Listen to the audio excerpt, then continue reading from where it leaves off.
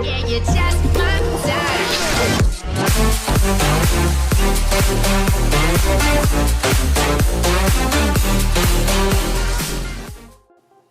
Hey, what is up guys? This is Infinite GD and welcome back to another Geometry Dash tutorial. Now, you remember how I said that I will do the weekly tutorials? I've kind of let you down. I know I did that one effect tutorial, but I'm sorry guys, I'm going to use that bland excuse that I was busy. I had schoolwork, I had a lot of other things that were just going on. Yeah, whatever, it's my fault. It sounds like a personal problem. It is. Okay, so anyways, this tutorial, this Geometry Dash tutorial I'm going to be talking about gameplay. Now, gameplay is a key aspect of making your level fun, or I guess good. I don't know.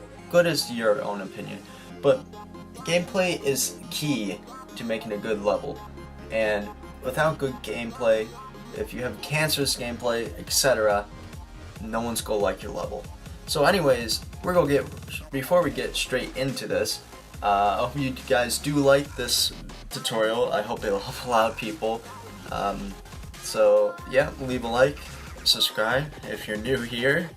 Yeah, drop a comment, and let's get right into it. Now, so everyone asks, this is probably the main question about gameplay: how do you make it fun? How do you make it sight readable for others who play your level the first time, are able to enjoy it, and maybe even beat it depending on the difficulty? So that's what I'm basically going to be talking about here, and some tips and tricks on how to make your gameplay funner. Is that a word? I don't know. So the first thing we're going to be talking about is gameplay consistency.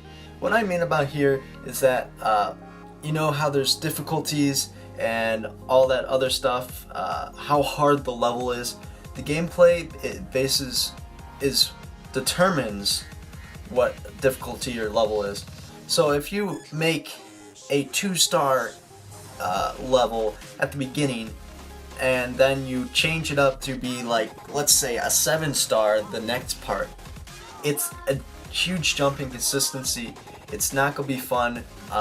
You know, a lot of people complain about hard parts in the level, or like extremely hard parts. I'm gonna say hard parts in a different way, but the same difficulty, it's fine. But when you have a change of difficulty in stars, it gets very annoying, and for people who are trying to sight read it, get caught off guard, and all that stuff. So yeah, make sure your gameplay is very consistent and it's the same difficulty across the whole level. Now, this is another gameplay problem that I have experienced a lot. A lot of the levels I've seen that are really good with decoration just don't have this gameplay kind of ruins it. It's where it's kind of like the gameplay is off screen in the future, and or let's say an orb is really high up and you use an orb to go up there. You can't see the orb coming until you actually get to the orb. And this is very annoying because, first off, you can't sight read this. You don't know. You have to base off where the orb is by just the sync of the level. Just pray that you will actually hit the orb, because it's off screen and it's very hard to sight read. And I think if you're able to get rid of a lot of that gameplay, you will increase the fun of it.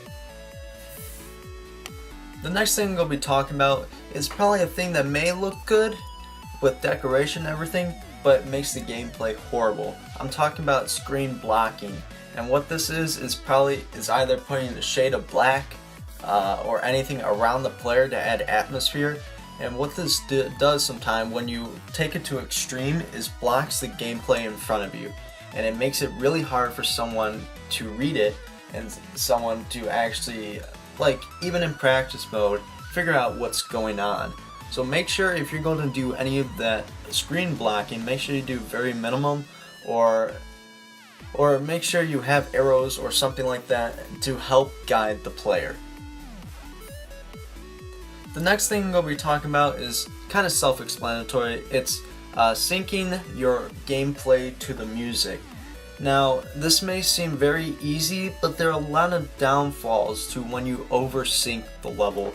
For example, if there's a really fast part and there's a lot of beats to go to, and you just puts like orbs on each one, and you have to spam or something like that, it's very cancerous gameplay, and it's not fun to play.